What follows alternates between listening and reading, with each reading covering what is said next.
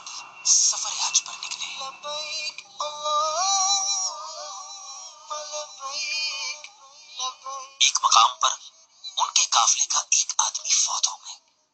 ان لوگوں نے جب اس کی قبر کھودی تو ایک بہت بڑا کالا سانپ بیٹھا نظر آیا جس سے قبر بھر چکی تھی۔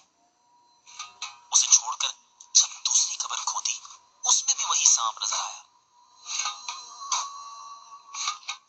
حضرت سیدنا عبداللہ ابن عباس رضی اللہ تعالی عنہما کی خدمت میں یہ لوگ اس گمبھیر مسئلے کے حل کے لیے حاضر ہوئے تو حضرت سیدنا عبداللہ ابن عباس رضی اللہ تعالی عنہما نے فرمایا یہ اس کی خیانت کی سزا ہے جس کا وہ مرتکب ہوا کرتا تھا۔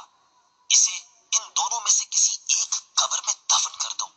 خدا کی قسم اگر اس دنیا کی ساری زمین بھی کھود ڈالو گے تب بھی ہر جگہ یہی صورتحال ہوگی۔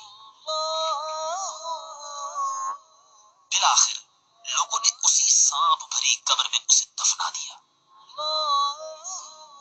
واپس آ کر اس کا سامان اس کے گھر والوں کو دے دیا اور اس کی بیوہ سے اس کے اعمال کے بارے میں دریافت کیا تو اس نے بتایا کہ یہ کھانا بیچتا تھا اور اس میں خیانت کرتا تھا، اس طرح کہ اس میں سے اپنے گھر کے لیے کچھ نکال لیتا اور پھر کمی پوری کرنے کے لیے اس میں اتنی ہی ملاوٹ کر دیتا تھا۔